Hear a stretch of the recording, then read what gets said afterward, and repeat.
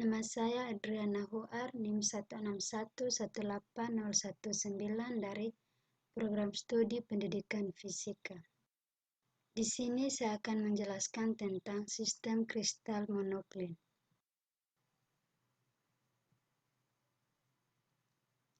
Alat dan bahan saya gunakan.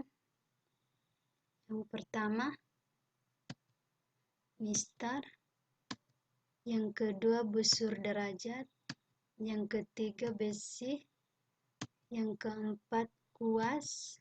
Yang berikut, cat. Yang berikut, tang. Alat dan bahan. Yang berikut, bor listrik, lem. Berikut, biji gawang. Berikut, vernis. Langkah kerja yang pertama, siapkan alat dan bahan yang digunakan. Yang kedua, bor biji gawang dengan menggunakan bor listrik. Dengan tiap biji gawang terdapat 3 lubang. Langkah kerja yang berikut, ukur kawat yang akan digunakan sepanjang 2 cm, 10 cm, dan 7 cm. Berikut setelah bor biji gawang, ukur besi akan digunakan di mana A tidak sama dengan B, tidak sama dengan C. Yang berikut, potong besi menjadi 8 bagian dengan 4 besi berukuran 20 cm dan 4 besi berukuran 10 cm dan 7 cm.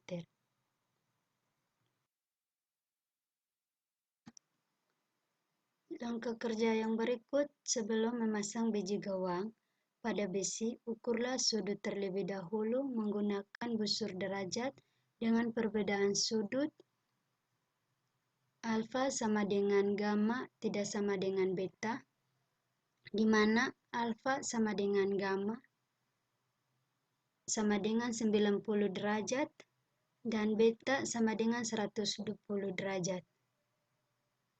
Yang berikut, masukkan besi yang sudah diukur pada biji gawang dengan ukuran 20 cm sebagai tinggi dan ukuran 10 cm dan 7 cm. Langkah kerja yang berikut, setelah masukkan besi ke dalam biji gawang, kita lem biji tersebut dengan menggunakan lem Cina. Kemudian, cat setiap biji gawang tersebut dengan cat yang telah disediakan. Yang berikut, jemur struktur kristal tersebut sehingga catnya kering. Sistem kristal monokline. Monokline artinya hanya mempunyai satu sumbu yang miring dari 3 sumbu yang dimilikinya.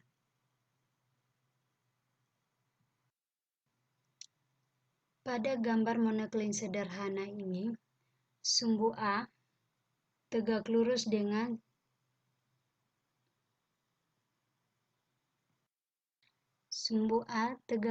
terhadap sumbu B dan sumbu B tegak lurus terhadap sumbu C. Tetapi sumbu C tidak tegak lurus terhadap sumbu A.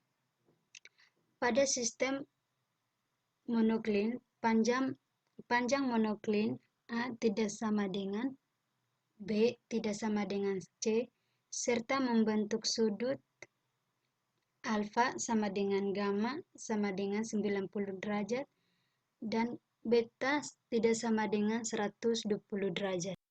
Sistem monokline memiliki aksial ratio atau perbandingan sumbu A tidak sama dengan B tidak sama dengan C dan memiliki sudut alfa sama dengan beta sama dengan 90 derajat tidak sama dengan gamma. Hal ini berarti pada sudut alfa dan beta saling tegak lurus membentuk sudut 90 derajat, sedangkan gamma tidak tegak lurus atau miring. Sistem kristal monokline ini memiliki panjang rusuk yang berbeda-beda. A tidak sama dengan B, tidak sama dengan C, serta membentuk sudut alfa sama dengan beta sama dengan 90 derajat dan dan gamma tidak sama dengan 90 derajat. Monoklin merupakan salah satu dari 7 sistem kristal. Sebuah kristal dideskripsikan oleh 3 vektor. Dalam sistem monoklin, kristal dideskripsikan oleh vektor dan dengan panjang tidak sama, seperti dalam sistem ortorombik. Mereka membentuk prisma persegi panjang dengan jajar genjang sebagai dasarnya. Oleh karenanya, dua pasang vektor terbentuk tegak lurus atau bertemu pada sudut kanan, sedangkan pasangan ketiganya membentuk sudut selain 90 derajat.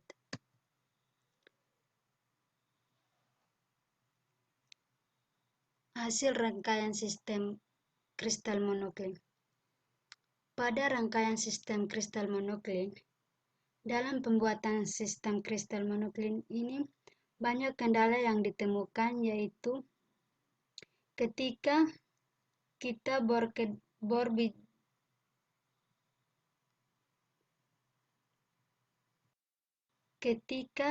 bor kedalaman lubang pada biji gawang, sangat mempengaruhi bentuk sistem kristal. Kendala yang berikut dalam mengukur sudut alfa, gamma, dan beta, di mana butuh ketelitian sehingga sudut simple monoklin ini sesuai. Jadi pada sistem kristal monoklin, kesimpulannya, sistem kristal monoklin ini memiliki panjang rusuk yang berbeda-beda, di mana A tidak sama dengan B, tidak sama dengan C, serta membentuk sudut alfa sama dengan beta sama dengan 90 derajat, dan gamma tidak sama dengan 90 derajat. Sekian penjelasan dari saya tentang sistem kristal monoklin. Terima kasih.